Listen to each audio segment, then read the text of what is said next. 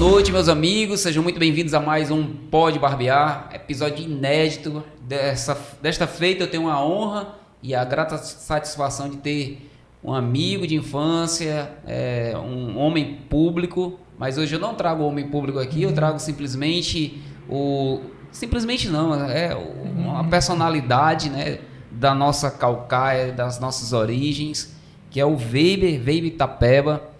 Jogava bola comigo na infância, e a gente se conhece de longas datas, e eu tenho a honra de trazê-lo aqui para falar sobre um assunto muito bom, no meu ponto de vista, sobre a questão da formação de calcaia, lá das nossas origens, lá do princípio de tudo. O próprio nome calcaia tem a sua herança. E se apresenta aí, meu amigo. Bom, meu nome é Weiber Itapeba, eu sou liderança indígena do povo Itapeba, do município de Calcaia. Atualmente eu integro uma experiência inovadora no Brasil chamada Escritório de Advocacia Popular Indígena IBI. Eu sou advogado também e coordeno a Federação dos Povos e Organizações Indígenas do Ceará, FEPOINS, que é uma entidade que congrega todo o movimento indígena no Brasil, aliás, no estado do Ceará.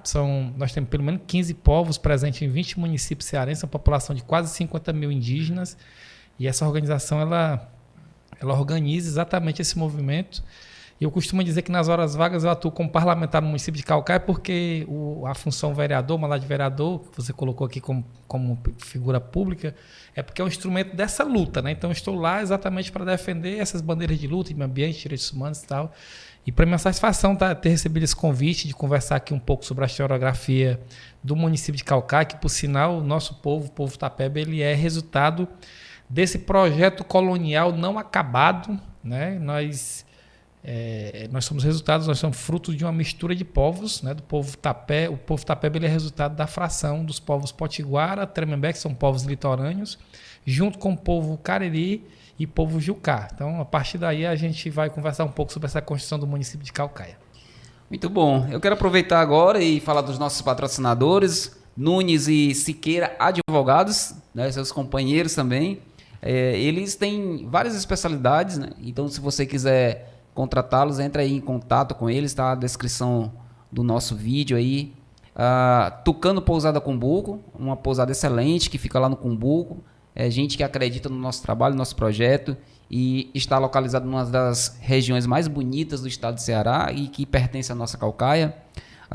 Caveira Barbada, que é o fornecedor de produtos Jelly Roll, Scout e Rabo de Galo. Você encontra os melhores produtos para a barbearia com a Caveira Barbada. Você pode entrar em contato com eles também. O contato deles está na descrição desse vídeo. E eu já queria iniciar a nossa conversa explorando um pouco desse lado, porque assim, eu sempre escuto, né, por onde eu ando ou no convívio que eu tenho, há uma forma meio pejorativa de falar sobre a Calcaia, né? E a minha vida, a minha família, a minha mãe é descendente indígena, é artesã, mas eu me incomodo um pouco de, por exemplo, estar na faculdade, que eu fiz administração, ou estar em ambientes fora de Calcaia e as pessoas dizer que Calcaia é terra de índio, não sei o quê, como se isso aqui fosse uma coisa ruim, uma coisa assim. Eu percebo na fala das pessoas essa maneira de falar, de se desdenhar, né? E eu queria que você explicasse para nós e para o público que está em casa, de onde veio o nome Calcaia, como é que foi a formação desse povo, a história do povo Itapeba. E eu acho que tem outro povo também, Calcaia, né? Tem os Anassés, né? Então, queria te dar a palavra e... Não, mais uma vez, reforçar aqui o nosso acolhimento desse convite. Para nós é importante demais, nós estamos dando todo mundo que está nos acompanhando nesse momento, dizer que para nós é importante esse tipo de programa para a gente também descomplicar algo que deveria ser descomplicado, que é conversar sobre cultura, sobre presença indígena, sobre diversidade étnica. Nós temos uma campanha apoiada pela Articulação dos Povos Indígenas do Brasil, a PIB, que diz que o Brasil é terra indígena, como de fato é. Nós temos um país que é pluriétnico, tem a presença de mais de 350 povos, falantes de mais de 220 línguas no país ainda. E com a chegada do colonizador, nós tínhamos pelo menos 6 milhões de indígenas no Brasil. Evidentemente que o projeto colonial ele foi muito duro, ele foi massacrante, nós tivemos um extermínio em massa, um genocídio, que nós não devemos nos orgulhar dessa história. Eu costumo dizer onde eu vou que a gente não pode romantizar essa ideia de encontro de raças, porque houve estupro das nossas mulheres, das nossas antepassadas, das nossas avós, bisavós, tataravós. Então, o projeto colonial ele foi muito agressivo, violento. Houve a escravização dos nossos antepassados, houve a expropriação, a ocupação desleal dos nossos territórios, e nós estamos aqui mostrando essa resistência. Aqui no estado do Ceará, esse processo de violação de direitos, né, de expropriação do nosso território, ele aconteceu assim, em relação ao Brasil, com uma violência muito exacerbada. Nós tivemos aqui no nosso estado, no período da província do Ceará Grande, a aprovação de um relatório provincial no ano de 1863, 13 anos depois da Lei de Terras, dizendo que simplesmente aqui no Ceará não tinha mais índio. Então, matar os povos indígenas no papel como uma forma de você legalizar ou autorizar a ocupação desenfreada dos nossos territórios originários foi um instrumento de força desse projeto colonial, de dizimação dos nossos povos, de tentativa de extermínio total dos nossos povos indígenas aqui no nosso estado do Ceará, né? Então, desse ano de 1863 até o final da década de 70, a antropologia contemporânea, os antropólogos que estudam muito essas relações humanas, eles criaram um conceito novo de que houve um silenciamento étnico. Então, esse silenciamento ele foi para dar resposta a esse projeto colonial das pessoas simplesmente utilizar o instrumento de sobrevivência. Então, para você sobreviver, você teve que esconder a sua língua, ou deixar de falar a sua língua, você teve que encobrir a sua cultura, você não fazia mais rituais, né? Teve esconderijos, tem histórias no nosso povo de refúgios dentro dos matagais, dos manguezais, dos carnaubais, então, de áreas de difícil acesso, como uma estratégia realmente de sobrevivência, né? Aqui, na região metropolitana de Fortaleza, por exemplo, o município de Fortaleza ele se formou a partir de dois grandes aldeamentos, né? Nós tivemos o aldeamento de Messejana e o aldeamento de Porangaba, que mais na frente vai receber o nome de Parangaba, né? Então, o município de Fortaleza, ele, na sua essência, tem também uma formação indígena. Então, aqui na Praia de Iracema, não por sinal, já é uma relação muito forte dessa essência da presença indígena na região, mas tem muitos nomes de ruas, de alguns bairros, né, dados exatamente pelos jesuítas, também pelos próprios povos indígenas, a presença indígena, mas em Caucaia isso é muito mais forte, né? O nome Caucaia é o nome que deriva do Tupi-Guarani, de mato queimado. A presença do povo Tapeba ela surgiu dentro do aldeamento Nossa Senhora dos Prazeres, que era o terceiro maior aldeamento dessa região. O município de Caucaia, então, ele se origina a partir daí, né? Aldeamento Nossa Senhora dos Prazeres, aonde os jesuítas traziam povos indígenas do interior e do litoral, povos que historicamente, inclusive, guerreavam, roubavam as mulheres dos outros, aquela coisa toda. Então, todo mundo foi colocado dentro de um espaço só, e o resultado disso foi exatamente o povo Tapeba. Então, nós carregamos na nossa identidade essa história antiga de povos que, historicamente, também eram até inimigos, guerreavam entre si. Então, foi aldeamento Nossa Senhora dos Prazeres. Esse aldeamento foi elevado à Vila de Soure e, em seguida, foi transformado em município de Caucaia. Então, às vezes, chega a ser até inusitado ainda haver um resquício muito grande ainda da discriminação étnica, sabe? Das pessoas não se conceberem enquanto um município que tem uma raiz indígena, ou haver um preconceito porque nós nos reconhecemos como indígena, ostentamos essa identidade indígena porque a nossa raiz ancestral no município de Caucaia é exatamente resultado desse projeto de colonização em que o aldeamento Nossa Senhora dos Prazeres ele resultou na presença do nosso povo, do povo Tapeba, e também na presença do povo Manassé naquela região. Eu fico muito preocupado porque assim, há uma espécie de desconstrução e ao mesmo tempo de falta de identidade das pessoas em querer se apropriar de uma identidade mesmo, de algo que lhes é intrínseco, né, que está na sua origem, está na sua raiz, está na sua pele, está na sua forma de falar, está no seu cabelo, né? É muito comum eu atender na barbearia e pegar pessoas com cabelo que você percebe que esse cabelo ele tem uma herança indígena, né? A própria forma do cabelo, o tipo. E eu fico percebendo que algumas regiões de Caucaia não se identificam com Caucaia. Elas querem parecer Fortaleza mesmo assim, pela essa questão, assim, parece que é um desmerecimento, sabe? Eu lembro que eu morei uma época lá no Tabapuá, que por sinal Tabapuá parece que significa cemitério, alguma coisa assim. É isso mesmo, não é cemitério. isso? Então, assim, é um nome indígena e as pessoas de lá não se...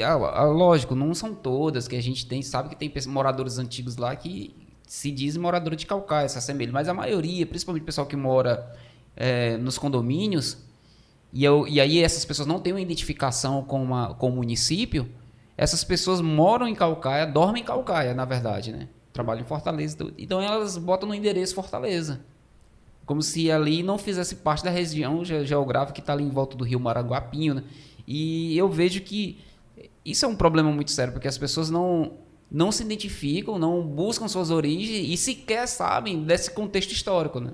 Daquilo que acontece, né? Essa questão de as identidades ou os grupos indígenas estarem situados sempre em terras hoje improdutivas, né? Às margens de rios ou riachos, um pouco afastado do próprio centro histórico ali, e ficaram meio que segregados essas regiões, e existe uma luta histórica para resgatar isso aí, né?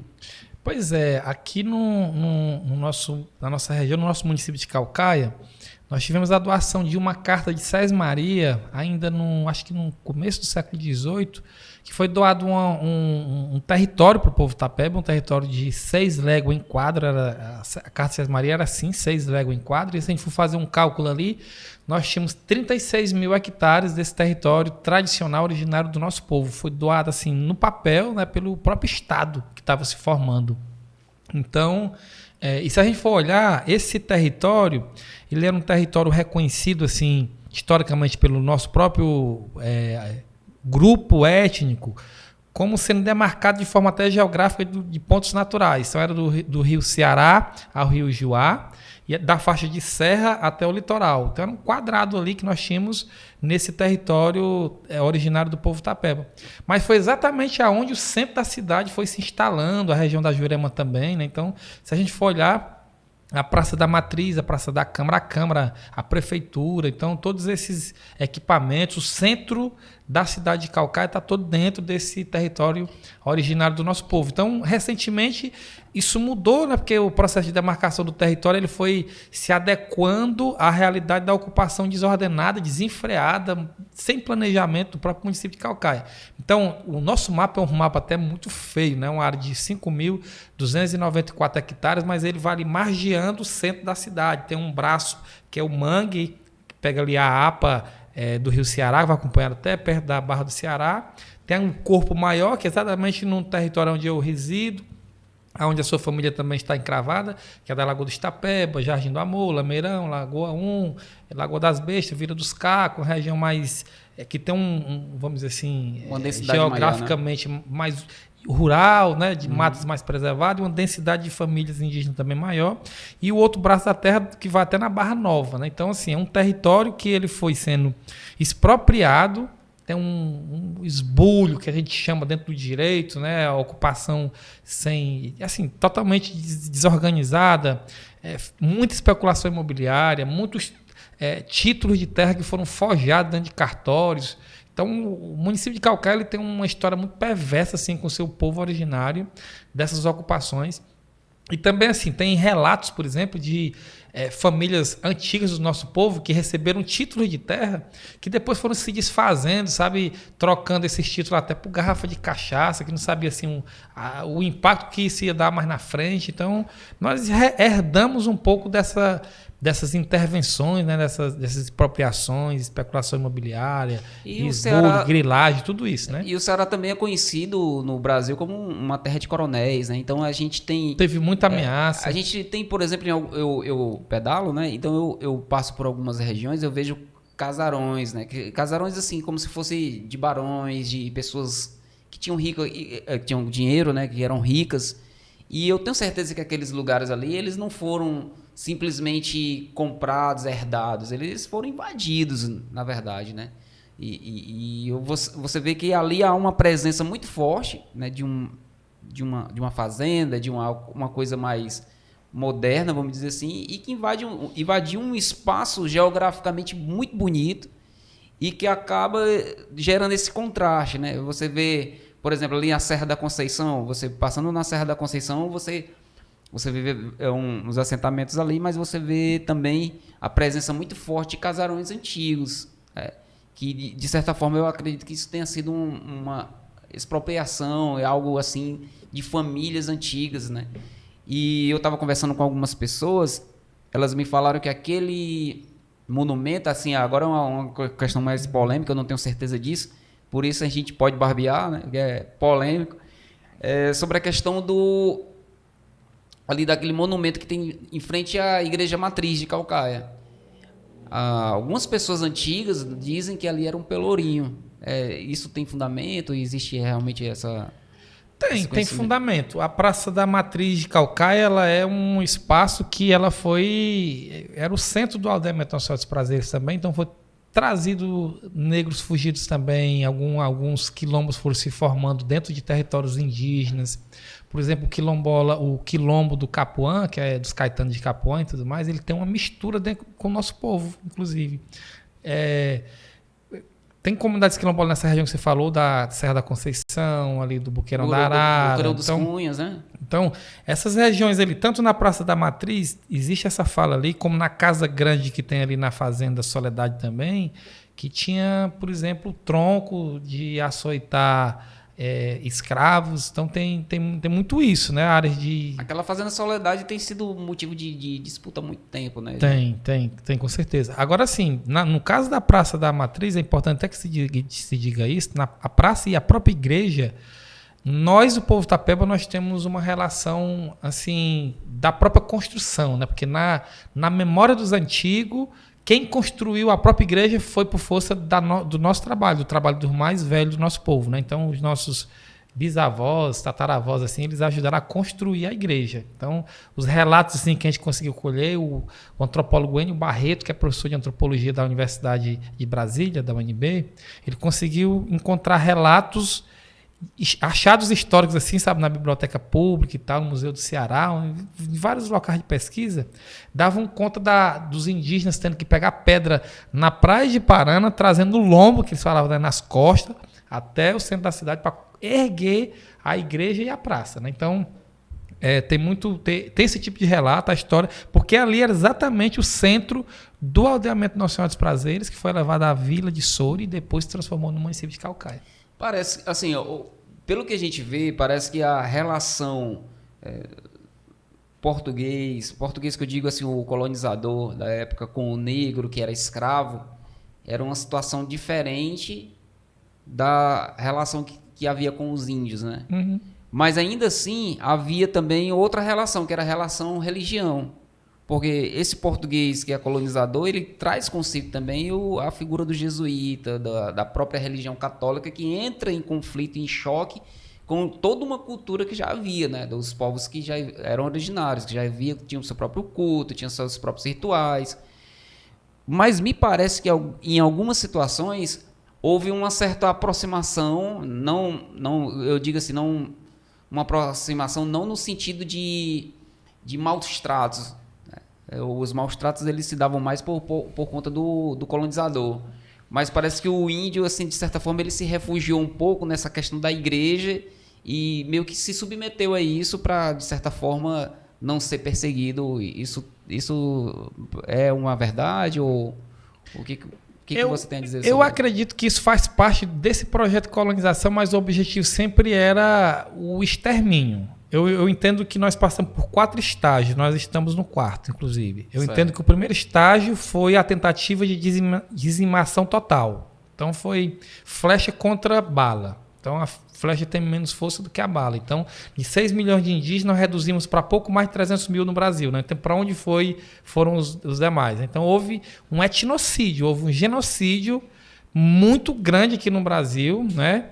Teve o problema das doenças, mas a guerra mesmo assim, a galera matava assim, com muita facilidade. E tem relatos históricos também que os caras se vangloriavam, né? Eles se orgulhavam de dizer como era que matava indígena. Tem relatos que os caras tacavam facão no indígena como se estivesse cortando bananeira. Isso está escrito, sabe? Então, o primeiro estágio foi a tentativa de extermínio total. O segundo estágio é o que a gente chama de tentativa de integração nacional. Então, se tentou criar um país de uma cultura só, de uma língua só, de uma religião só. Então, a ideia do jesuíta fazia parte desse projeto colonizador. Você não conseguiu exterminar todo mundo, então houve muita resistência, houve muita guerra, evidentemente, muito carioca, que a gente chama, né, o branco, o colonizador, o português, o espanhol que teve por aqui também, o holandês. Então, eles morreram também muitos, né? Morreram muitos.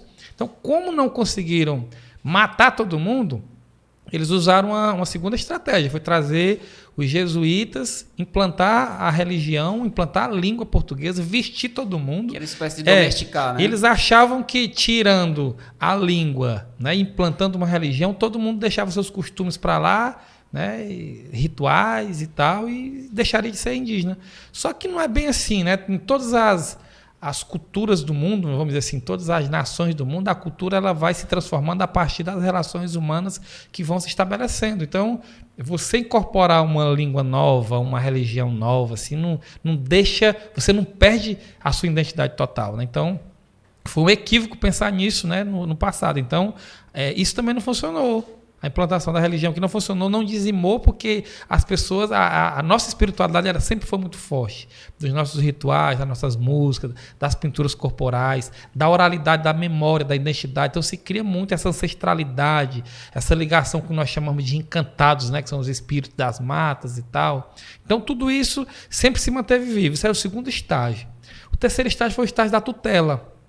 Então você não conseguiu dizimar através da bala, você não conseguiu misturar todo mundo e transformar o país de uma cultura só, de uma religião só, né, de uma língua só. Então se criou uma figura da tutela. Então foi implantado o Serviço de Proteção ao Índio no ano de 1910. Esse SPI foi transformado em FUNAI em 67.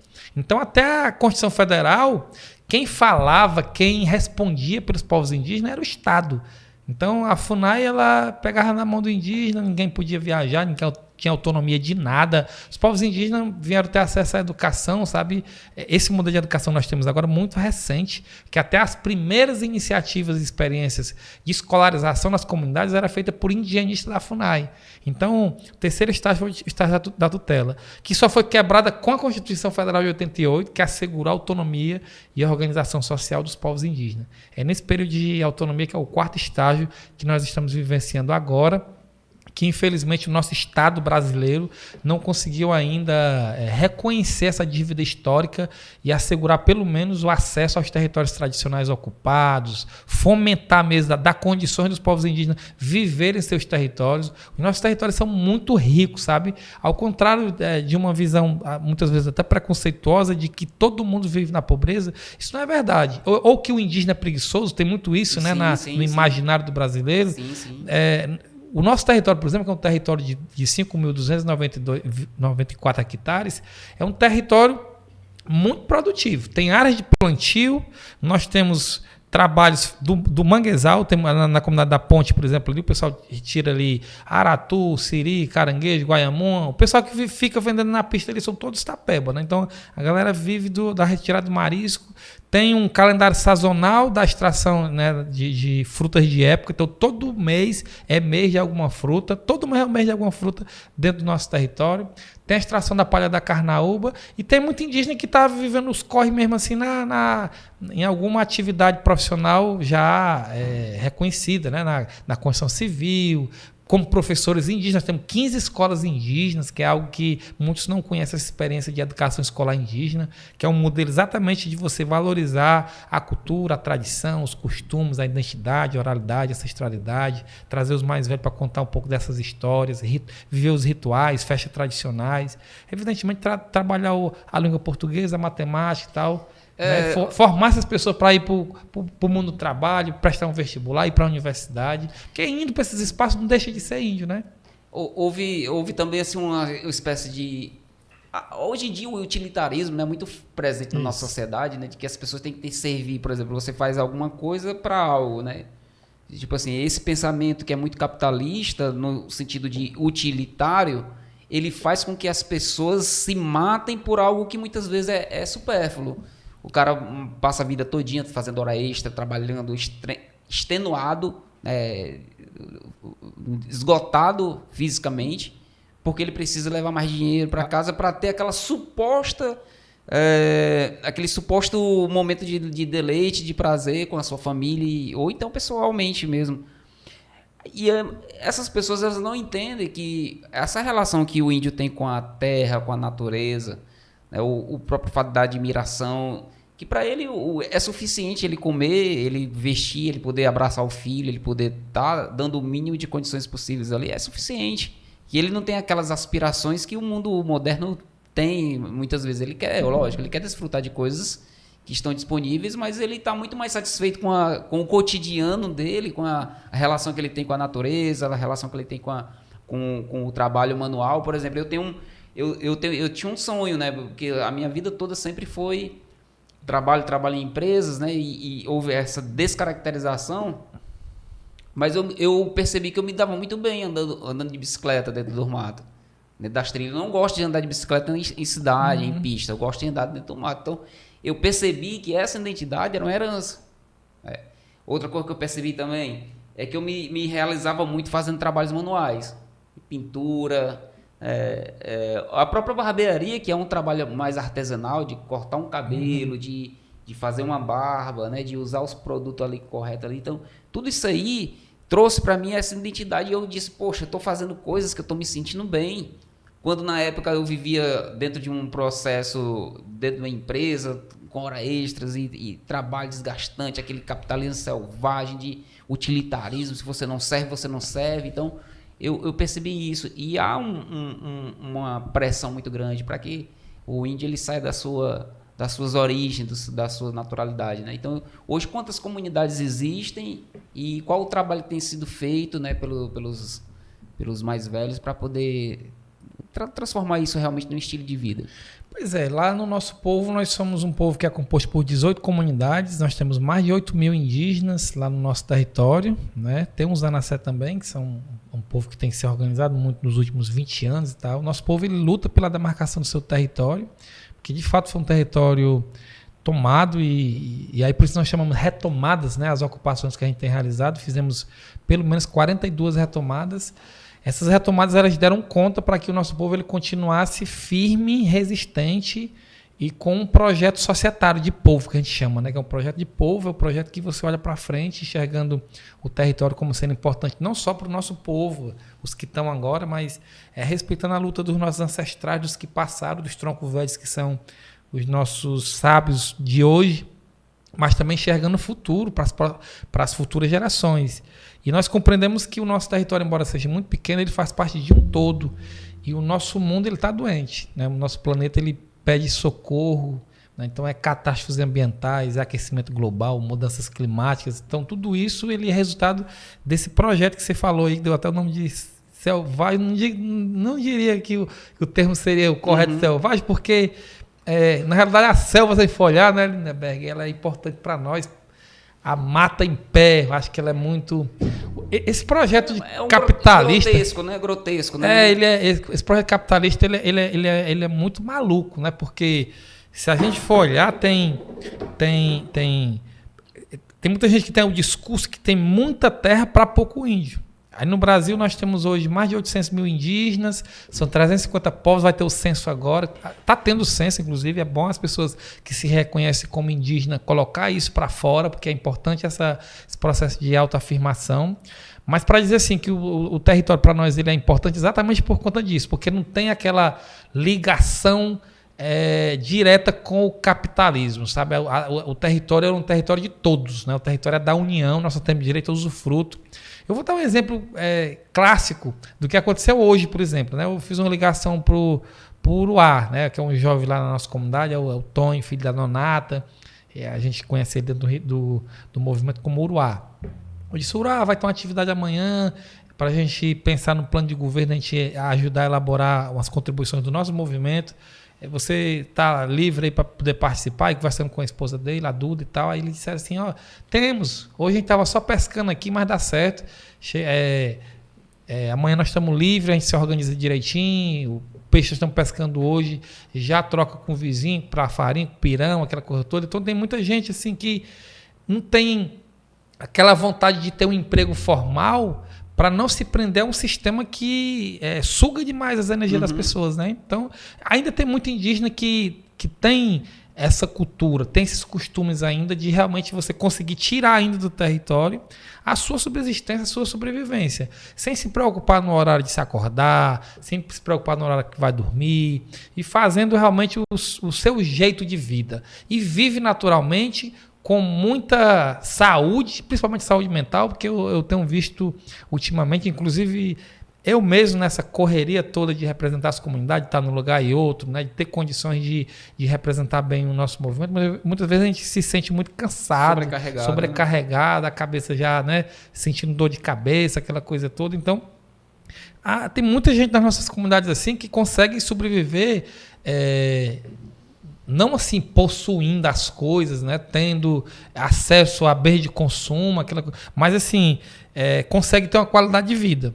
Entendi. Come bem, né? Comer as coisas saudáveis, orgânico, produzido no próprio território, sem agrotóxicos. Então, eu acho isso muito importante. Esse tipo de experiência de autossuficiência, né? De subsistência interna, da agroecologia, acho que precisa de um pouco mais de apoio, das formas como as comunidades têm que produzir seu próprio alimento, né? Dar condições, ter acesso à tecnologia também, escoar a produção quando der, mas a produção de subsistência, como o nosso povo tem feito em muitas comunidades, é uma experiência muito importante e que demonstra que tem jeito sim o nosso país, o nosso planeta, porque, como eu disse, está pedindo socorro. E a gente vê que há a impressão que a gente tem é que há um distanciamento assim, do poder público com essas comunidades, e essas comunidades elas poderiam, de certa forma, prover aquilo que se busca fora, né? Por exemplo, a gente vê que fruta chega muito caro aqui. A gente vai no supermercado, a fruta é muito cara. E a gente tem uma safra de manga, caju, a gente tem a gente tem hortaliças, né, que são plantadas e cultivadas. E isso poderia ser fortalecido a economia solidária e a economia indígena. Por que não a gente pensar em culturas que estão sendo já feitas para consumo próprio e alguém poderia ter uma renda se o poder público se aproximasse? Mas a gente pensa que as pessoas elas são vistas apenas como números, né, pelo poder público. Essa é apenas uma peça na engrenagem. E aí eu fico vendo que agora mesmo nessa época que a gente está vivendo de loucura e de política, as pessoas elas acabam, assim como no passado terras eram vendidas por ninharias, né? Isso mesmo. Hoje o voto é uma tentativa também de comprar esse voto, de comprar essa honra, e a gente precisa também pensar sobre essas questões, né? Pois é, no nosso território essa questão da produção, por exemplo, né? Eu fui diretor de uma escola indígena e lá em 2002, 2003, 2004, por aí, eu ficava pensando assim, né? Nós tínhamos uma safra, por exemplo, a safra do caju que você colocou aí lá para o mês de outubro, final de setembro, outubro, novembro, ainda tem caju ainda. E eu vi o pendugo do caju se estragando, porque lá o caju, a gente chupa o caju, faz o doce do caju. Para além disso, tem gente que come o caju com feijão, com arroz normal, como se fosse até carne, inclusive. Mas ele se desperdiça muito, porque lá no nosso povo ainda nós não temos, por exemplo, uma indústria, uma mini indústria, para beneficiar, por exemplo, o caju, o pendugo do caju e outras frutas. Então, eu ficava pensando assim, isso é um absurdo a gente consumir umas garrafas concentradas de suco de caju na merenda das crianças, tendo o caju ali se estragando praticamente. Então, nós começamos o caju natural, nós começamos a abrir uma discussão sobre isso, aí fomos regionalizando o debate, nacionalizando, até a gente conseguir criar o Programa Nacional de Alimentação Escolar, que é um programa nacional, inclusive, e isso a partir de uma discussão como essa, que nós começamos a discutir como os povos indígenas têm produzido seu próprio alimento, comunidades quilombolas, comunidade de assentamento, e não se aproveita a produção interna. Criou-se o programa existe até hoje, mas até hoje também é muito burocrático você acessar o programa, de você conseguir vender a alimentação. Por exemplo, para a educação básica, no mínimo 30% precisa ser adquirido da produção vinda de assentamento da reforma agrária, de comunidades quilombolas, comunidades rurais, indígenas.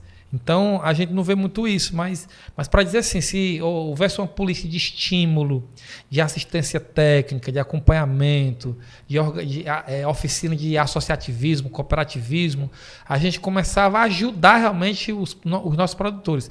Lá na minha aldeia, lá tem uma área de plantio, 2 áreas, aliás, mas tem uma que fica por trás lá da minha casa, que é uma média de uns 40, 45 agricultores plantam lá. Eu lembro do episódio, a Universidade Federal, aqui do nosso lado, chegou no nosso território e ofereceu um projeto de horticultura.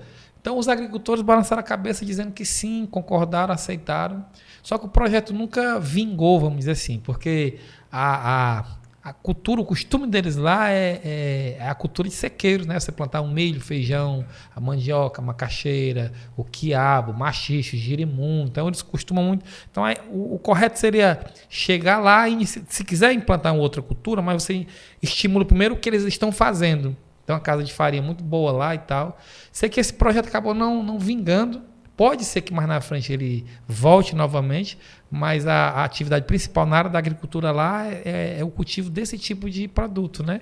Agora precisa ter um apoio maior para que eles possam escoar um pouco a produção, porque às vezes eu me sinto muito triste, por exemplo, quando eu vejo um agricultor cuidando de uma roça, e ele no final ter que vender a mandioca todinha para servir de comida para o gado de gente de fora, né? Que ele mesmo não tem o estímulo, um apoio ali para ele produzir a farinha, vender a farinha, a goma. Não se fecha, né? Não se fecha.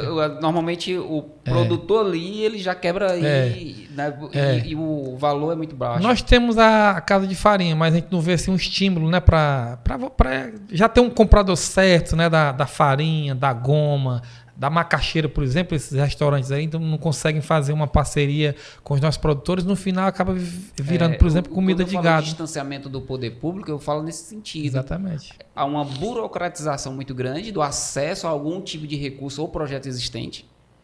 E quando existe uma iniciativa, fazer com que essas iniciativas se tornem um facilitador, né? Chegar lá na comunidade, chegar na região e se tornar um facilitador desse projeto, porque as pessoas já estão fazendo. A gente, alguns programas atrás, discutiu aqui um pouco, por exemplo, sempre nas comunidades existe aquela figura daquele cara que desenvolve ação social. Ele está fazendo ali uma escolinha de futebol. Aí o que acontece? O poder público vai lá e constrói uma areninha. Mas constrói areninha, mas não chama o cara, não qualifica ele, não dá um recurso para ele. O cara já está fazendo isso há 20 anos. Ele continua fazendo e vai continuar fazendo. Só que o poder público se distancia. Por quê? Porque para o poder público parece que o equipamento é mais importante do que as pessoas. E aí, dentro dos povos, né, indígenas, acredito que o bom era se o poder público chegasse, passasse um tempo vendo como que a coisa funciona. Exatamente. Para daí ser um facilitador, ser esse elo de ligação entre ou que o produto gire na própria comunidade ou que o produto seja escoado para fora. E diante disso, qual seria hoje a maior dificuldade que os povos encontram hoje? Assim, qual seria? Tipo assim, hoje a nossa maior dificuldade é essa. A nossa maior dificuldade ela continua sendo o território, né? Porque eu acho que a demarcação do território ela daria conta do nosso povo ele ter mais condições de produzir mais, né? De você ter mais território para você ter condição isso já de tá gerar há 20 anos, né? Tá muito mais do que isso. Tá? Até se a gente for falar assim do marco da luta que vocês começaram. Tá, 85, né? Então 85 está quase completando aí 40 anos já praticamente.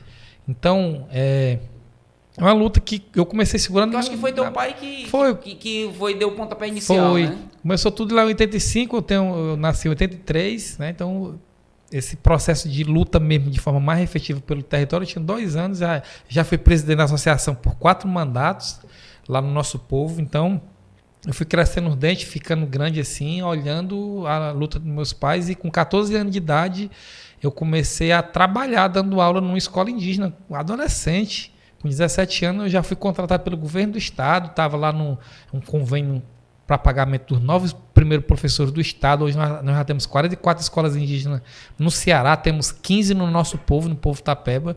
Nós já temos mais de 300 professores no povo Tapeba. Então, assim, é uma luta que ficou muito grande, né? Mas, assim, a nossa dificuldade ela continua sendo o território, porque território ele não está todo na nossa posse, né? Então tem muita fazenda, muito sítio encravado no nosso território e as áreas mais nobres, vamos dizer, mais ricas, mais produtivas, estão na mão dos poceiros.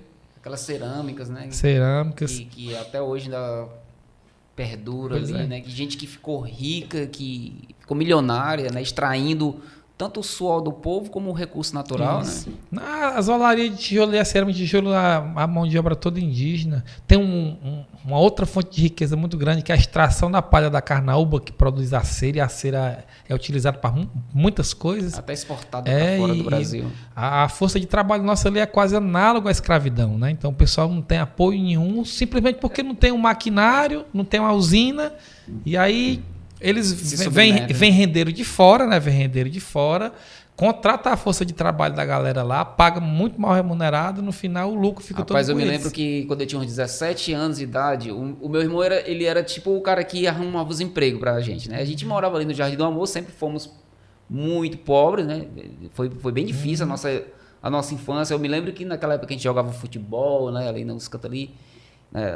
Lá nos campinhos lá do Cieva, ali por ali, no Jardim do Amor. Eu me lembro que a gente era muito pobre mesmo. A gente morava numa casinha de taipa e eu tinha vergonha de levar, tipo, eu arranjava um namorado, eu tinha vergonha de levar em casa, porque quando ela descobria onde eu morava, ela me deixava no outro dia. Aí eu tinha vergonha, né? E eu me lembro que o meu irmão era o Jusirlan, né? Ele era a pessoa que arranjava os empregos, né? E ele dizia assim, ó, arranjei um emprego pra nós. Aí eu dizia, tá bom, qual é o emprego? Cortar palha, aparar palha. Aparar palha de carnaúba. Aí eu ia com ele pra descobrir o que era, porque eu sempre gostei mais de estudar e ele sempre gostava mais de trabalhar. Ele sempre foi muito apegado assim a trabalho, né? E eu era a pessoa que gostava de estudar. Aí, como ele estudava de tarde e eu estudava de manhã, a gente se revezava, né? Então fazia é como se nós fôssemos um homem, ele com 16 anos, eu com 17. Então a gente fazia o trabalho mais ou menos de uma pessoa. Aí, como é que era? O cara fazia o feixe ali de 50 palhas de um lado, Exatamente. 50 do outro, amarrava e tinha uma marcação, né? Isso. Só, cara, que assim, tipo, eu me lembro que isso daí, da minha infância, foi um dos empregos mais difíceis da minha vida, mais duro. Um dia eu tava pedalando, aí eu parei e eu vi um companheiro lá, um guerreiro lá, fazendo o trabalho. Eu conversei com ele um pouco e, rapaz, na hora me veio a lembrança da minha infância e me deu a vontade de chorar, tu acredita? Porque eu me lembro que a gente tinha algumas dificuldades. A primeira é que você tinha que proteger o braço, né? Isso. Então o que a gente fazia? Pegava calça jeans, cortava as pernas e transformava em uma espécie de manguito, né? Como se fossem umas luvas. Aí a faca tinha que ser aquela faca de 12 polegadas, né? Tinha que andar com a pedra de amolar, né? Junto, e tinha que amolar de vez em quando. E aí você ia pegar a palha, quando você pegava na palha que levantava, tinha um maribondo. Aqueles maribondo vermelho, né? Que o pessoal chama maribondo caboclo. Cara, aquele bicho ferroava, você passava uma semana de febre. Quando não, você ia pegar a palha, aí você furava o dedo naquele espinho, e aquele espinho ele tem uma cera que também inflama e passa uns 4 dias inflamado. Então, era isso que a gente fazia e tipo, é como se cada feixe daquele fosse 50 centavos. Você tinha que trabalhar muito para poder conseguir fazer uma diária de R$5. E eu vejo que até hoje eu parei... Isso continua ainda. Eu me lembro... E não tinha hoje, por exemplo, um menino da nossa geração, ele tem acesso à internet, ao YouTube, ele pode aprender a tocar violão, ele pode aprender programação, ele pode aprender qualquer coisa, ele pode aprender a dar aula, ele pode aprender qualquer coisa. E eu me lembro que a gente não tinha oportunidade. A única oportunidade que tinha era aquela. Ou então ir para a pedreira e pegar um aro de bicicleta e quebrar pedra, assim, uns cascalhos, para transformar em brita, uma lata de brita que era R$2. O equivalente a R$2, né? E aí eu encontrei esse companheiro lá, trabalhando lá na... Eu falei com ele, irmão, quanto é que tá hoje e tal, assim, melhorou a condição, a mesma coisa. Assim, é triste porque você vê que tem alguém lá em cima se beneficiando dessa força de trabalho. E essa força de trabalho... E outra, você tem que andar dentro do mato, por longos percursos, que muitas vezes a pessoa não tem acesso e depois de um dia exaustivo de trabalho voltar para casa e saber que você deu sua força de trabalho e que não teve retorno disso. Nós temos um documentário chamado Taboqueiro, né? Que conta exatamente essa atividade aí do carnaubal, né? De você tirar o carnaubal. E é duro você enxergar tudo aquilo ali. O taboqueiro é o que segura É o que vai cortar na lá. vara, né? Na foice taboca. na Taboca lá de bambu e tem a foicinha lá no final, né? Então tem umas tabocas grandes, umas emendadas na outra, né? Então sim. é muito E tem que ter uma habilidade ali pra usar aquilo lá. Tem, a maioria usa óculos assim, tem que se desviar, porque se pega um também talo tinha daquele, isso. acidente, Eu me lembro né? que teve uma pessoa na nossa época que o talo entrou veio, aqui, cara, teve que fazer cirurgia, né? Foi muito perigoso, muito né? perigoso, Porque ele desce uma força muito grande, né? Ali o que eu acho mais complicado. Primeiro a gente precisa entender que essa atividade é uma atividade que acabou ficando como se fosse uma atividade tradicional, porque ele tem conhecimento para aquilo ali, né? Não é qualquer um que se transforma num taboqueiro, por exemplo, né? Então, e ali é muito dividido, né? Ali a cadeia produtiva, né? Então tem o taboqueiro, tem o aparador, tem o lastreiro, tem o comboieiro, que ele chama, que é o que o meu tio Tisselmo, por exemplo, ele coordenava um comboio de 30, 40 jumentos, né? Então, nos caminhos assim, dentro da mata, o jumento sabia já o caminho que ia, ele ia só lá atrás, certo, só organizando direitinho. Tem jumento com aqueles fechos de palha assim do lado. Então, eu acredito que essa atividade é uma atividade que precisaria de um apoio, sabe? Porque é uma atividade tradicional. Agora, o que não pode acontecer é ficar do jeito que está, né? A exploração, né? A exploração, vindo render de fora, levando o lucro todo para fora, pagando muito mal a nossa parentada. Inclusive, o arrendamento dentro do nosso território é proibido pela nossa Constituição Federal. Nós já conversamos aqui com a Secretaria de Desenvolvimento Agrário do Estado de Ceará a necessidade de a gente desenvolver um projeto que pudesse adquirir o caminhão com aquela máquina para bater a palha, né? Porque vai tirar o pó. Porque, assim, a nossa dificuldade lá é muito grande, porque às vezes o rendeiro ele é tão ruim para o nosso povo que ele às vezes quer comercializar até a bagana, né? Que é quando você bate a palha, você corta a palha naquela máquina, vai ficar só os pedaços da palha. Sim. E a gente chama de bagana no nosso território. Isso é usado que é usado na agricultura para você fortalecer o chão, o solo, né? Floricultura. E diminuir também para nascer menos árvore invasora ali do roçado, ajuda muito para que os agricultores não trabalhem muito capinando, né? Então aquilo ali é importante demais, mas uma carrada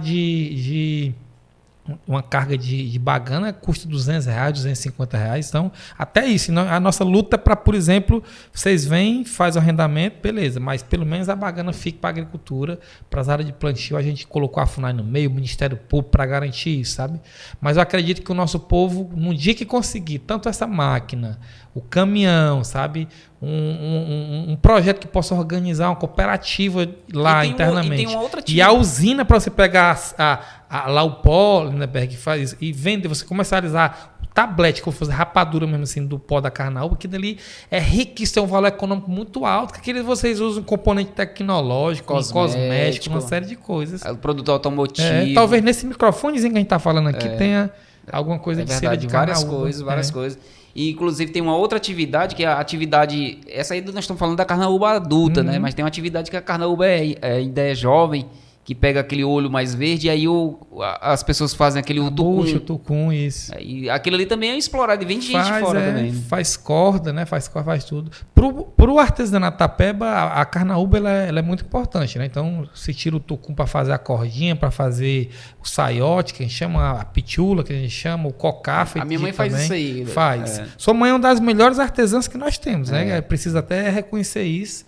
Porque a dona Luzia ela tem um capricho muito grande, principalmente nos colares de semente nativas, que nós temos lá do mulungu, da timbaúba, do pau-brasil, do sabonete, ela do linhaço, então ela se garante. E ela tem um conhecimento também muito grande das ervas, de fazer lambedores, para gripe, essas coisas. Banhos. Ela tem esse conhecimento, e eu acho que esse conhecimento ela herdou e continua, e eu acho muito importante a gente... manter isso aí também para as futuras gerações. Acho que é importantíssimo. Eu acredito muito, sabe, na espiritualidade, né? Eu lembro que no tempo que teve o surto de chikungunya aqui em Fortaleza, a gente estava numa ocupação na sede da FUNAI e eu contraí chikungunya. Eu fui em Brasília e a doença se manifestou lá. Eu lembro que me trouxeram até numa cadeira de roda dentro do aeroporto lá. Eu cheguei aqui bem ruim mesmo, sabe? E a minha mãe, ela teve um sonho, né? Ela sonhou com um remédio. Ela sonhou com um remédio que iria me curar da chikungunya, porque não tinha nenhum tratamento naquele período ali que surgiu o surto da chikungunya. Então, ela sonhou com um tejo, né? O pessoal chama de teiu, né? Aquele lagarto grande, tejo, que também a gente, né, comia muito na nossa infância. Hoje já tem muita gente que come, mas o Oriente não matava o bichinho, né? E o Tej brigava com a cobra, né? A cobra venenosa, e quando a cobra picava o Tej voltava, mordia uma cabeça de negro, que chama, né? Batata de negro. E ele voltava a brigar com a cobra, e depois, quando a cobra mordia de novo ele, picava, ele voltava, mordia ali a cabeça de negro com uma batata que tem no nosso território. É uma batata que ela serve para curar algumas doenças, né?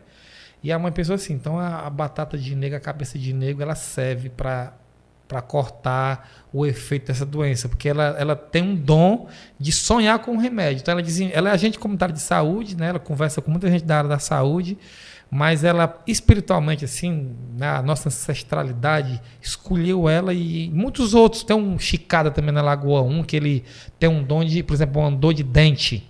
Ele tem uma reza que ele contrai a dor para ele.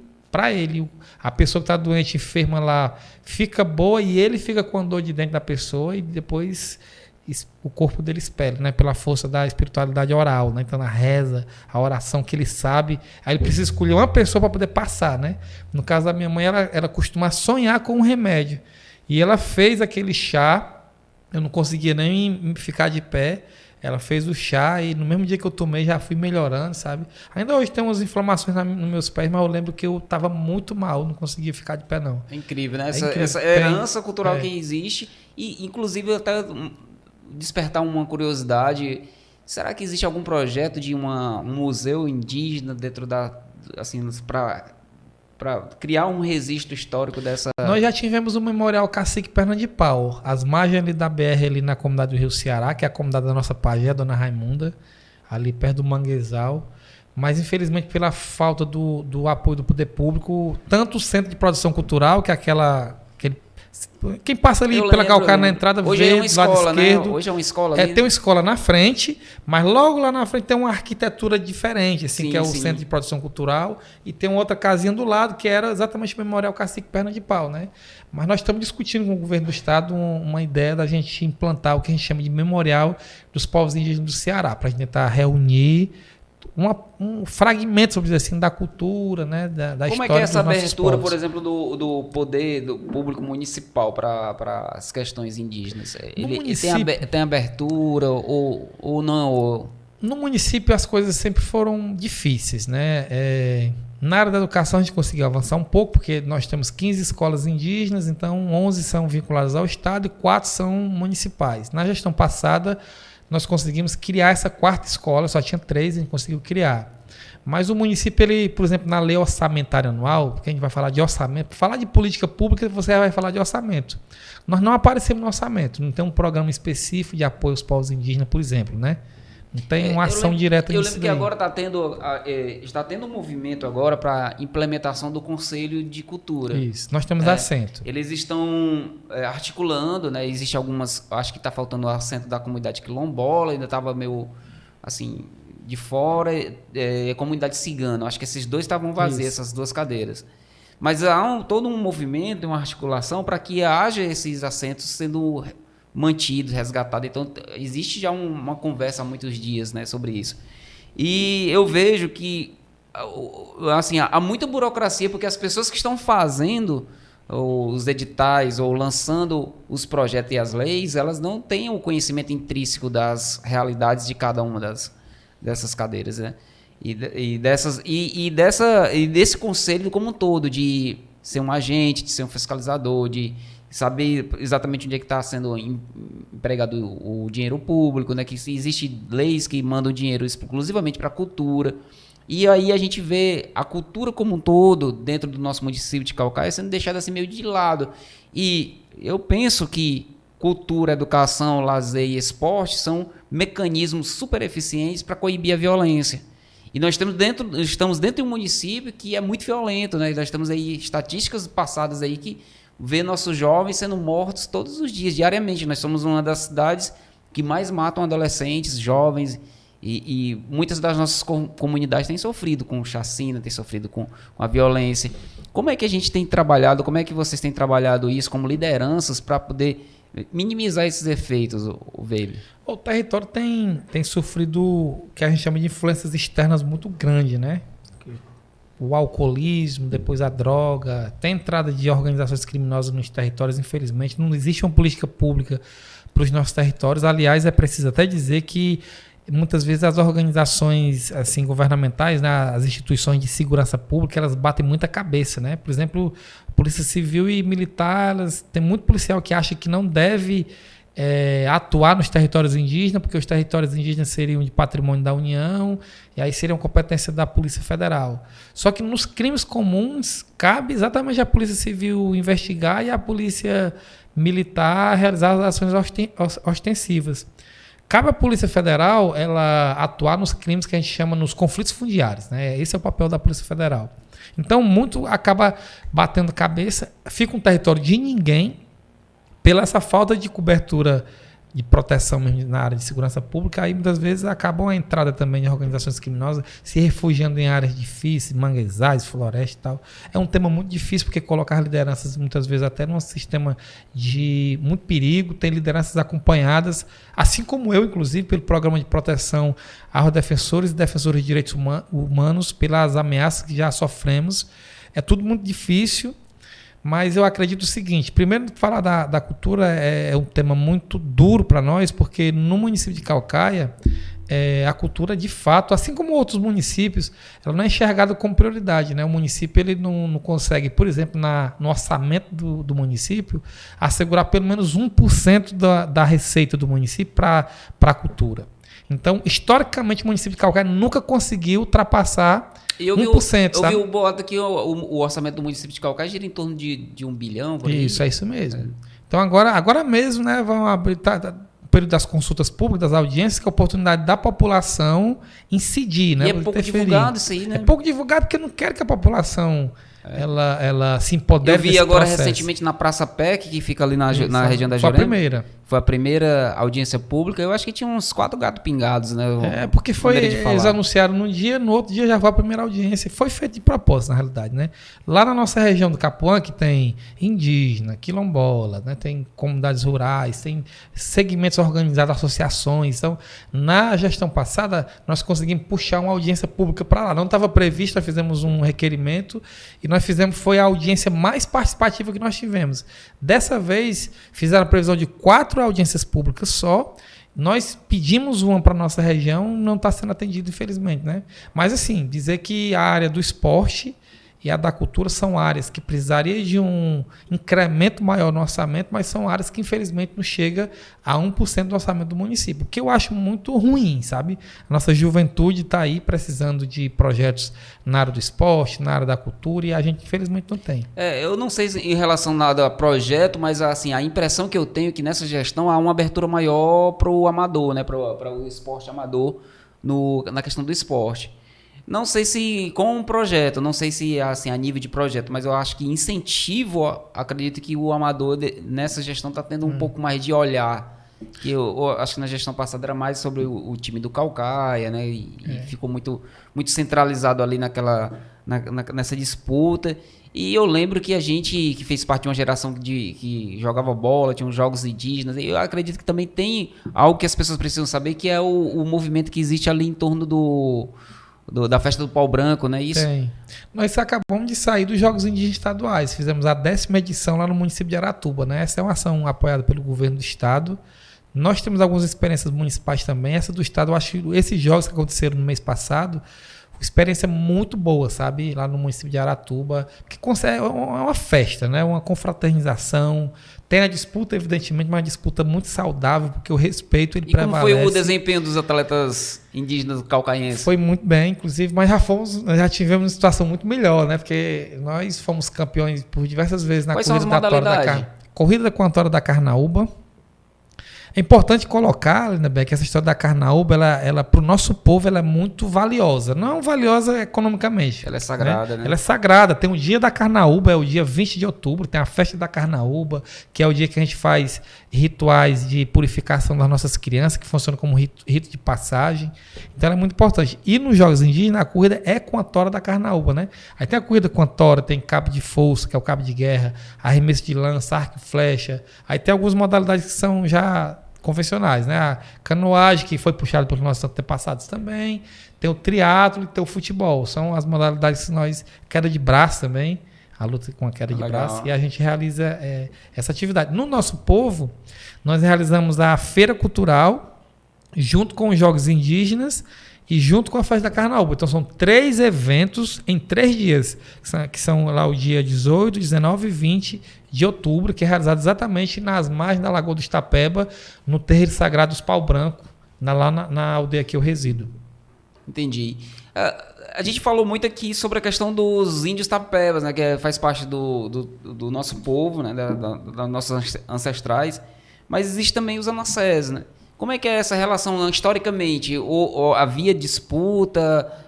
Hoje há disputa ou há cooperação? Como é que me conta um pouco? Porque assim, eu confesso para você que para mim eu só escuto falar. Eu conheço algumas pessoas que são da comunidade dos anassés, mas eu não sei quais são as principais lutas deles, se são iguais, semelhantes ou se eles estão realmente em comum acordo. Eu sei que houve uma época quando eu estava mais afastado, eu morava lá no Jardim do Amor, que não havia um bom entrosamento, vamos dizer assim, por parte de algumas lideranças. Como é que está a situação hoje? Conta um pouco da história e de como está hoje. Bom, se a gente for olhar do ponto de vista histórico, né, com a chegada do colonizador na região que veio se transformar em Ceará, nós não vamos encontrar, por exemplo, o nome do nosso povo, do povo Tapeba. Porque eu expliquei isso aqui, né? O povo Tapeba ele se originou dentro do aldeamento Nossa Senhora dos Prazeres, que foi um aldeamento onde foi trazido diversos povos que se guerreavam, inclusive, historicamente, né? Trazido o povo Jucá, o povo Cariri, o povo Tremembé, o povo Potiguara. E da fração desses povos surgiu o povo Tapeba. Então, o povo Tapeba é resultado desse projeto colonizador de tentativa de dizimação dos nossos povos, né? Isso é a verdade. E o nosso povo ele surgiu dentro desse projeto. O povo Anassé não. O povo Anassé está no meio dos 42 povos indígenas em que os historiadores identificaram como povos organizados que viviam disputando esse território com outros povos, né? Então, de forma hemogênica, vamos dizer assim, o povo Tremembé e o povo Potiguara, eles predominavam muito na região do litoral, né? Disputando, inclusive, espaço uns com os outros. O povo Anassé ele também disputava esse espaço, mas era um povo menor. Então, vamos falar do nosso município vizinho, a Caucaia. São Gonçalo do Amarante, antes de receber o nome de São Gonçalo do Amarante, foi Anacetaba. Então, é onde os Anassé tinham a predominância. Aí está a origem, Anacetaba. Então, pode olhar lá a história do município de São Gonçalo. Antes de ser chamado município São Gonçalo do Amarante, o nome era Anacetaba. O povo Anassé, recentemente, né, assim, uns 15 anos atrás, eles passaram a se organizar com mais força e eles enfrentam ainda um problema muito grande, que é o CIP, né? O Complexo Industrial e Portuário do Pecém, porque ele foi se estabelecendo naquela região ali do Pecém, com muita influência naquela região do Matões, Bolso, ali, que eram regiões assim, que tinham predominância de comunidades indígenas na Sé.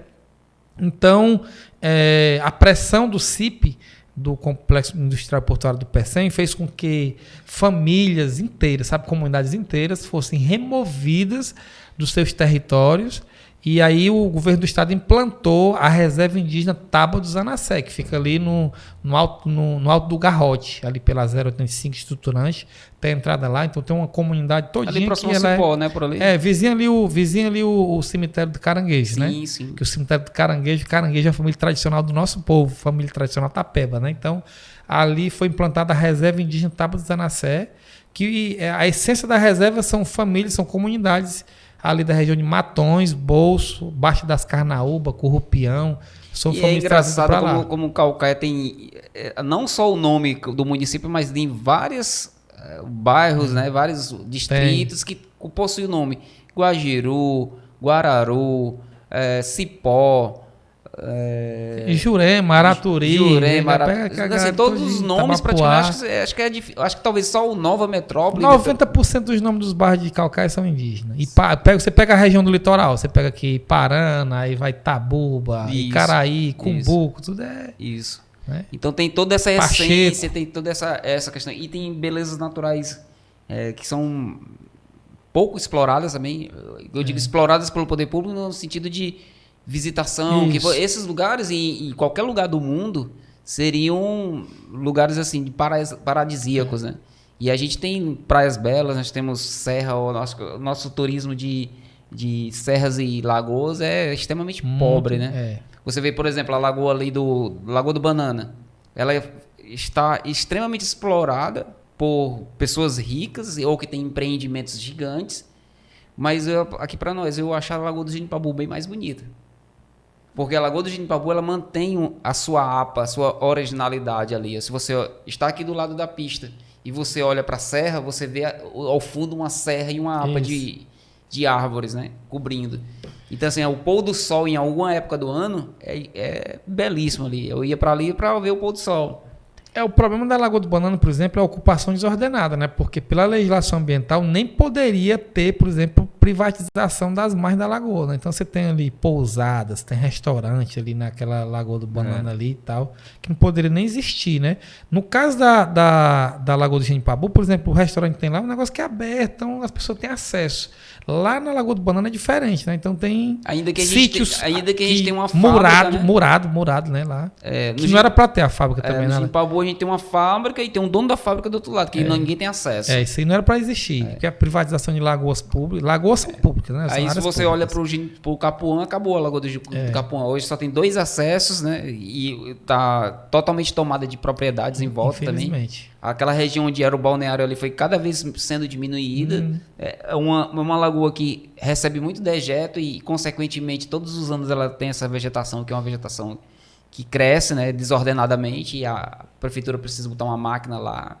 Que alguém já disse, através de um boato, soprou no meu ouvido lá na conversas de barbearia, que aquela máquina é alguém que está ganhando por ela lá por dias trabalhados. E aí a gente acaba tendo essas situações aí bem complicadas. Eu, como vereador, né, a gente não veio para falar de política, vamos dizer assim, mas como vereador eu andei pesquisando algumas que a gente chama de ideias inovadoras, né, sobre essa história de lagoas. Né? Eu identifiquei que teria 2 caminhos para a gente percorrer para tentar resolver esse problema das limpezas de lagoas.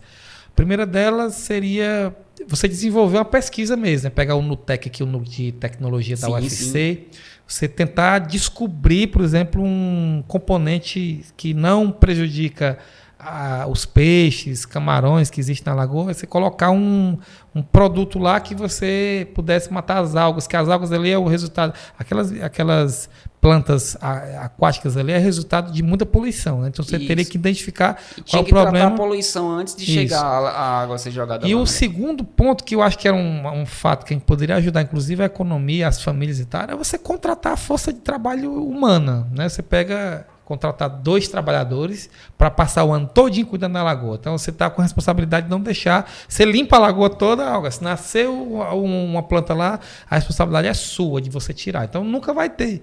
E você com certeza iria economizar mais, né? Porque o aluguel de fato uma diária de uma máquina daquela, a informação que eu tenho é de mais de R$3.000 por dia.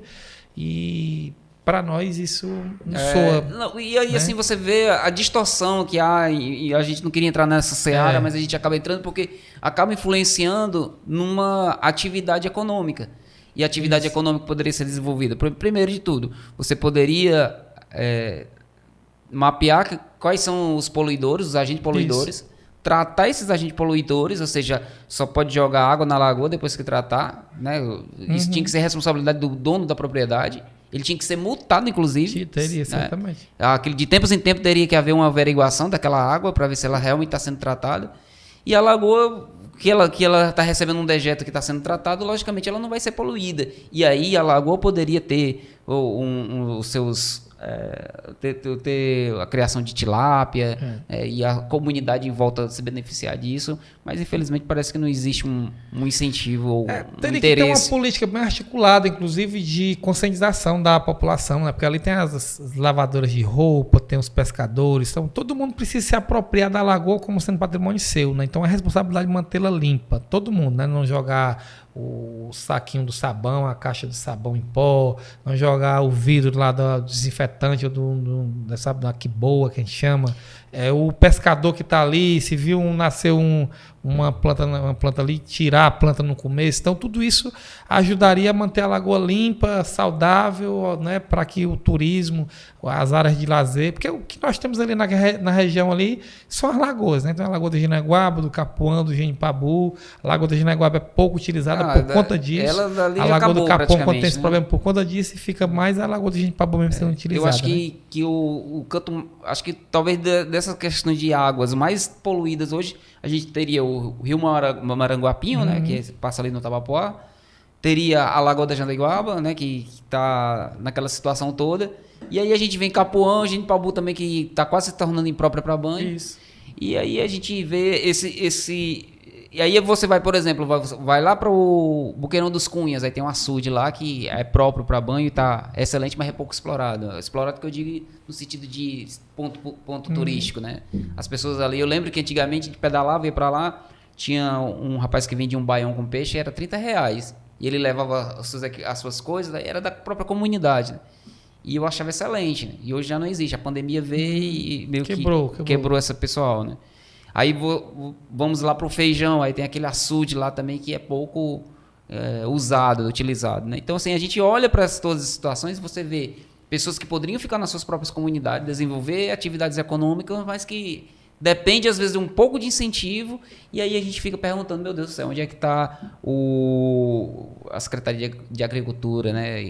E o desenvolvimento da agricultura, isso aí. Então, a gente não tem como, a gente fala sobre as nossas culturas, mas a gente também acaba indo para esse lado que lá nós temos, você sabe que lá nós temos uma lagoa muito bonita, que é a Lagoa do Itapeba, né? Que a gente faz lá do lado essas festas tradicionais. Agora é uma lagoa que ela é muito guardada, ela é sagrada para o nosso povo, né? Tem a história da Pedra Encantada e tal. E ela é muito importante para o nosso povo. Ela é tão importante que a gente não abre mão de permitir que a galera faça piquenique, vá lá e... Porque você sabe que tem gente que respeita, mas também tem gente que quer colocar um som alto e depois já traz outras coisas, aí entra coisa que não deve dentro da comunidade. Então, para nós, a decisão coletiva da comunidade é de proteger o mais possível aquela lagoa. É uma coisa que eu queria falar contigo. Eu acho que tem, assim, essa influência das pessoas acaba levando outras questões que acabam sendo não tão legais para as regiões, para as comunidades. Eu quero falar contigo sobre isso já. Deixa eu só dar um toque aqui sobre os nossos patrocinadores. Nunes e Siqueira Advogados. Todas as especialidades, você entra em contato com eles, Nunes e Siqueiras Advogados, eles vão ter uma solução para o teu problema.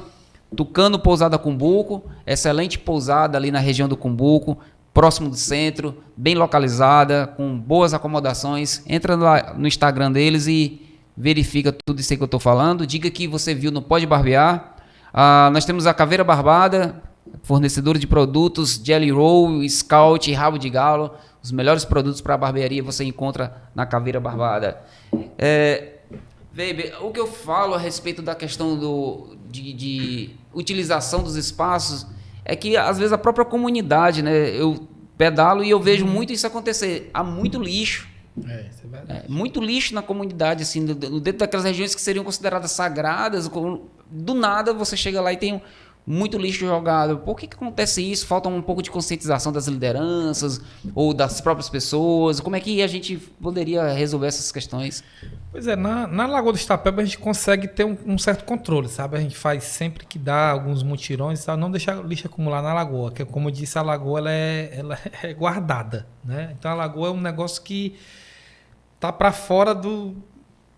Geral, assim, no geral ela tem um cuidado mais afetivo, né? Não sei se a palavra certa é essa, mas, por exemplo, na minha infância, ali entre o Jardim e a nossa... Você sabe que você conhece esse moro lá, né? Então, o Jardim do Amor, que é onde a sua mãe mora ainda, comunidade que lhe formou, comunidade Jardim do Amor, e a nossa comunidade da Lagoa do Itapeba, a divisão dela é o Riacho Itapeba, né? Ali. Sim, sim.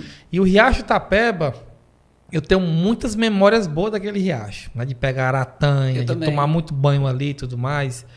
E a nossa forma de ocupação, ela não conseguiu fazer uma boa gestão daquela área ali, daquele território, né? Então, o riacho está muito mal cuidado. Então tem ainda o problema do lixo ali e tal. É um debate difícil para a gente fazer, porque mexe com a consciência das pessoas, de um lado e do outro, né? Porque tem um lado, implantamos várias famílias morando ali, do outro lado também tem as famílias dos gatos, que a gente chama, né? Conhecida popularmente com a nossa comunidade. Então eu acho, por exemplo, que o Riacho Itapeba é muito mal cuidado. Que nós deveríamos ter um plano de gestão mais apurado daquele curso d'água ali, que ele é muito importante para o nosso povo. Tem muito, né? lixo, muita ocupação irregular. Ele alimenta o Riacho Itapeba, ele alimenta o Rio Juá, né? O Rio Juá, ele desemboca ele na Barra Nova. Então, o pessoal ali da região ali nem sabe onde é que vem a água. Após a ponte ali da BR-22, onde tinha um posto, fizeram uma espécie de uma barragem ali, que represou um pouco a água. Depois ela passa, mas fizeram uma espécie de barragem ali que fica entre a pista e o trilho. Mas aquele riacho ali, realmente, eu me lembro que da nossa infância a gente pegava peixe ali. Tinha uma cachoeira lá em cima, Isso, a gente pegava peixe ali. As piabas ficava pulando e ficava pegando a gente pegava e levava para casa, era muito bom, era muito legal. E realmente tem muito lixo. Eu lembro que a última vez que eu andei por ali, muito lixo mesmo. Tem, por exemplo, também você falou agora há pouco do Rio Maranguapium. O Rio Maranguapium, ele é o principal afluente do Rio Ceará, né? Mas também ele é o principal problema do Rio Ceará. E o Rio Ceará também é muito importante para nós porque ele é uma referência do nosso território. Então, o Rio Ceará hoje ele é muito, muito, muito poluído. E o maior causador da poluição do Rio Ceará é exatamente o Rio Maranguapium, né? Que despeja todo aquele a água poluída que vem cortando aqui bairros como Bom Jardim, Bom Sucesso, atravessando o Conjunto Ceará, né? E aí quando ele chega ali passa pelo Tabapuá, que chega no Rio Ceará ali, a situação é complicada. Aí o lixo vai subindo, bem sabe? Próximo ao mangue, né? Ele corta o mangue, dentro do mangue ali ele vai cortando, e ele é o principal afluente, mas assim, eu já tive a oportunidade de conversar com o secretário de Meio Ambiente do Estado, Arthur Bruno, e colocar para ele, né? Olha, vocês enxergam com muita prioridade o Rio Cocó, aquela Boca da Barra, que eu vou muito ali na comunidade tradicional Boca da Barra, vocês enxergam muito o Parque do Cocó, mas vocês esquecem do Rio Ceará. O Rio Ceará, para a memória histórica do Ceará, foi por onde o Ceará começou, foi por ali. Então vocês enxergam um pouco. Você até não tem o Marco Zero é ali, né? É ali. Você não tem um projeto de revitalização, de despoluição do rio, de recuperação de encostas, de repovoamento de peixe e de crustáceos. Vocês não empoderam a nossa comunidade que cuida daquela área, não tem... A fiscalização é o Vila Velha crescendo para dentro do rio, sabe? Invadindo a área de salinas, de mangue. Então, está tudo descontrolado ali, não tem fiscalização. O conselho gestor que criaram junto com o Parque Botânico, esse conselho ele olha demais para o Parque Botânico e esquece o rio. Então, o Rio Ceará ele é muito esquecido, sabe? E eu que ando ali, até te convido, né, quando tu puder fazer um passeio de barco ali, nós temos embarcações. Rapaz, é uma riqueza aqui dali. O rio, quando ele se abre, sabe, as aves... Não fiz não. Como é que a gente faz para fazer um passeio desse? Dá para conversar com as lideranças ali, os pescadores, principalmente de segunda-feira, que é o dia de descanso dos pescadores, né? Então, é o dia que dá para fazer um passeio ali nas embarcações descendo ali. É muito, muito, muito lindo, sabe? O ecoturismo ali tem um potencial gigantesco. Mas sem apoio, as coisas tudo fica mais difícil, né? É verdade, é verdade. Meu amigo, eu queria agradecer sua presença, né? Agradecer sua vinda aqui, falar um pouco das tradições, falar um pouco dessa cultura que é riquíssima e que muitas vezes é desprezada ou desdenhada, mas que a gente possa realmente entender que há um espaço, esse espaço existe, essas pessoas existem, é gente trabalhadora, gente que constrói, gente que está construindo sua história através de muita luta, de muita dor e principalmente de muito sangue que foi derramado pelos antepassados e que hoje vocês tentam, né, através de lideranças fortes, fortalecer essa luta e fazer com que as pessoas entendam que vocês existem, que vocês de fato são importantes não só para a formação do povo cearense, calcaense, mas também do povo brasileiro. E isso é extremamente importante. Quero te agradecer a tua presença aqui. Como é que as pessoas podem te encontrar? Bom, eu também agradeço essa oportunidade de conversar um pouco sobre a nossa cultura. É bom que nós somos ali do mesmo período ali, tivemos uma infância juntos, jogamos bola junto, que você colocou. Tem algumas coisas que são parecidas, por exemplo, eu também tive a oportunidade de trabalhar no Carnaval, sei da dificuldade, de tomar banho no Riacho Tapeba, de pegar piá, baratã, então tem umas coisas ali que são muito do nosso povo mesmo, né? Mas para dizer assim que tanto o preconceito pela condição étnica e a discriminação por pertencer a uma comunidade, um povo indígena, no nosso município se diminuiu muito, né? Porque antes a gente passava nas ruas ali e era, sabe, o pessoal chamava os comedores de carniça, os tapebanos, não sei o que, os pernas de pau. E tem muita gente que era tapeba, inclusive, e nem sabia da sua história e depois foi se encontrando, né? Porque os vínculos parentescos você vai conseguindo achar as relações de parentela e tudo. E o povo tapeba, antes, até gente que discriminava o nosso povo passou a se reconhecer como tapeba também, que começou a enxergar, né? Então, o projeto da escola, das festas tradicionais, dos rituais. Nós temos um patrimônio cultural muito rico, né? Do artesanato, das pinturas, da memória das histórias. Né? Então, um patrimônio que precisa ser conhecido. Então, agradecer a oportunidade de ter conversado sobre isso nesse programa. Nas redes sociais está lá meu nome, Weiber Tapeba, W-E-I-B-E, Tapeba, tudo junto, né? No Instagram, um Instagram que divulga muito essa luta indígena. Né? Eu tenho um mandato de parlamentar, de vereador no município de Caucaia, mas eu acho que 70% a 80% do que nós publicamos no meu Instagram pessoal é inclusive a atividade do movimento indígena, porque, como eu disse para vocês, o mandato de vereador é um instrumento dessa luta. Né? Então nós lutamos para defender os direitos humanos, os direitos territoriais, os direitos de manter essa identidade viva, de assegurar uma proteção especial nessas comunidades que nós temos reivindicado, do meio ambiente, direito das mulheres, da nossa juventude. Né? E todo canto que eu vou, eu costumo encerrar a minha intervenção pedindo para que as pessoas elas encabecem, elas incorporem também essa luta pelo nosso território. Porque a luta pela terra indígena não pode ser somente minha ou do meu povo, ela tem que ser de todo mundo, todos os caucaenses, fortalezenses, cearenses, brasileiros, porque os territórios indígenas eles cumprem uma função socioambiental muito grande, pensando também nas futuras gerações. Aí eu encerro dizendo uma frase do nosso movimento de que a luta pela mãe terra é a mãe de todas as lutas. Muito obrigado. Eu que agradeço. Boa noite, tudo de bom.